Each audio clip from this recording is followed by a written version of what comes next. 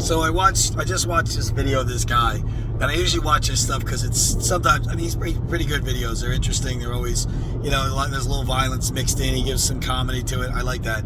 I guess he has some kind of background in the military or police force. I believe he used to be a cop or something like that.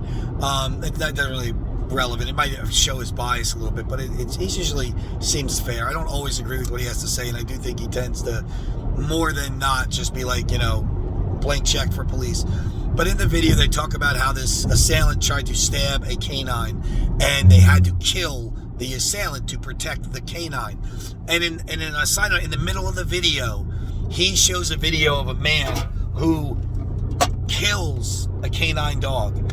Now, my wife is sitting next to me, and immediately she's like, oh my God, he killed the dog. So immediately what you can see what his intention was of putting that little sub video in the middle of his video to draw people to his side of the argument that the poor dog, no one wants to see a dog die.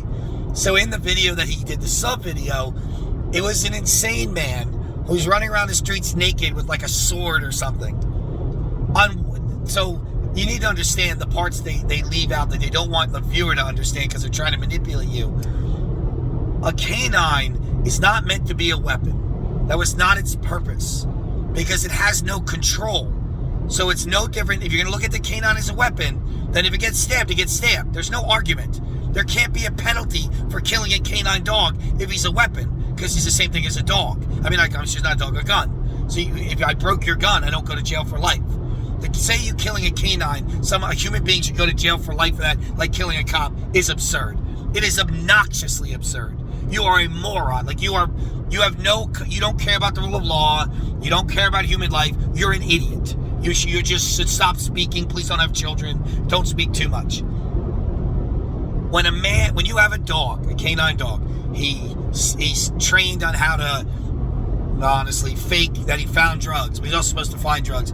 He can find people that are missing in the woods. He can do certain things, bombs, things like that. They serve great purposes.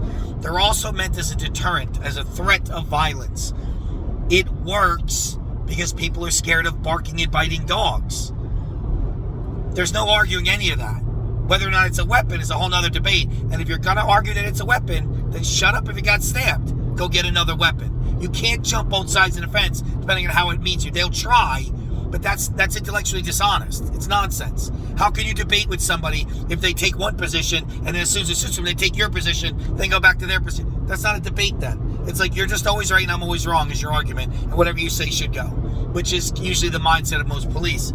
So in the video, the sub video, they're attacking this naked man. It looks like he has a sword. The dog's looks like he's biting him on his genitalia in the video. And they shoot and kill the guy. He kills the dog. I'm assuming actually they killed the guy, but I'm pretty sure they did. They had to kill him because he killed the dog, right? Why was the dog even involved?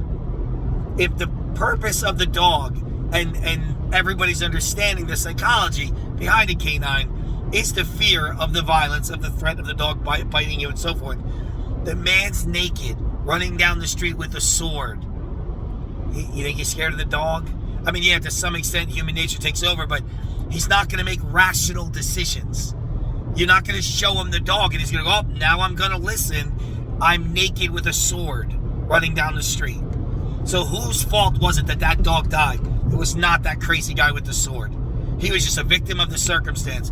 Why were they there? Obviously, he was having a mental breakdown. I don't know if he has a history of it. Obviously, there's something not right in this guy's brain. That's not maybe drugs, maybe a history. They did say something mental, though. He had a history of mental illness or something like that.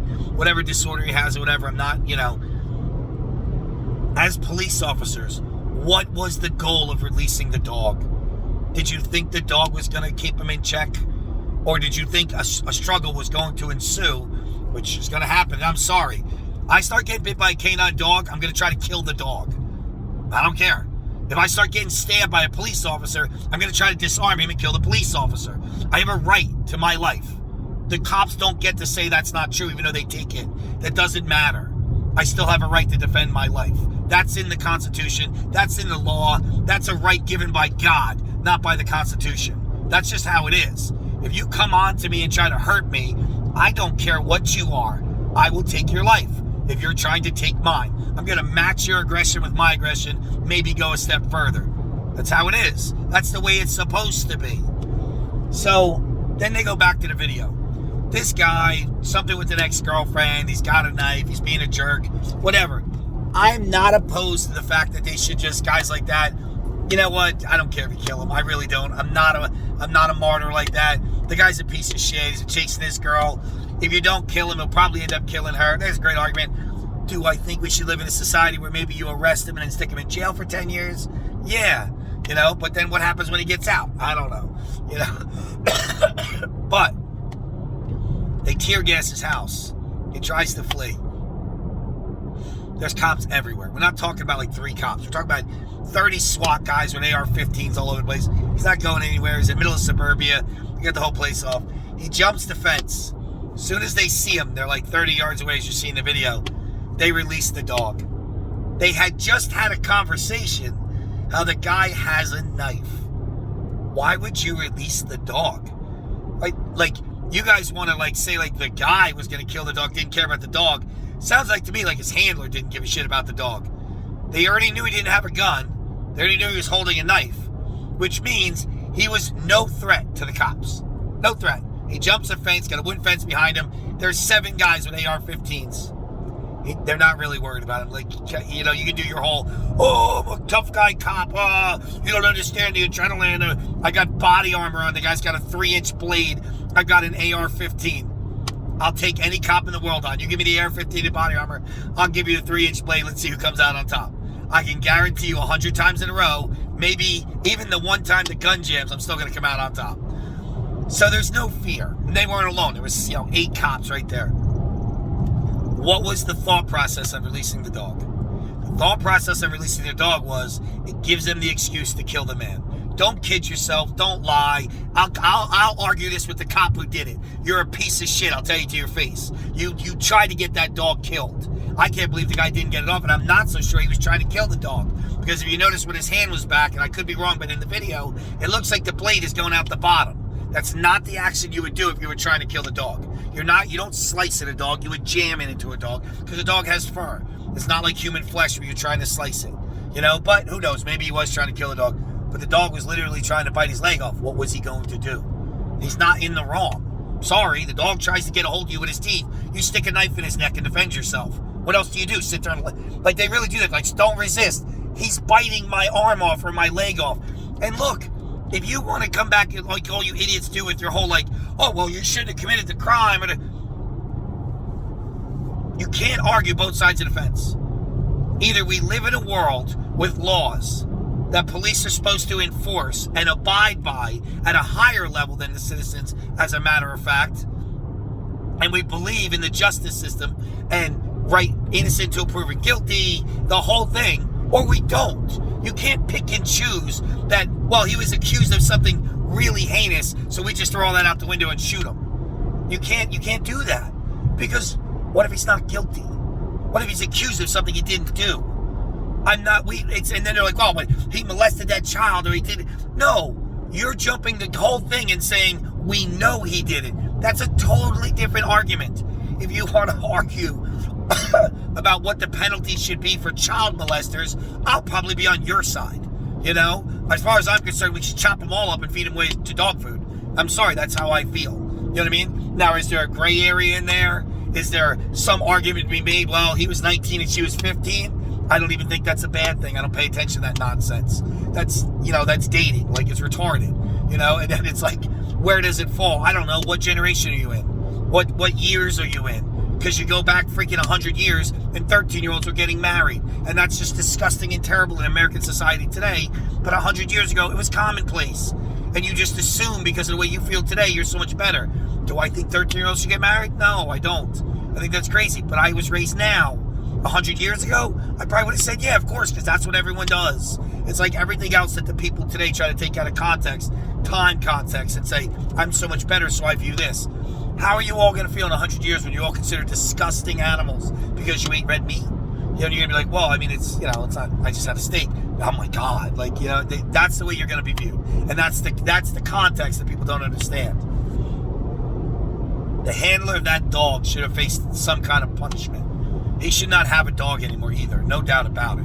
because he viewed that dog as a weapon and as a sacrificial lamb. He sent that dog out there knowing that guy had a blade. Why? Why would you even want to? Why aren't you charging him then? If your thought process, well, what's the word? I can't think of the word right now.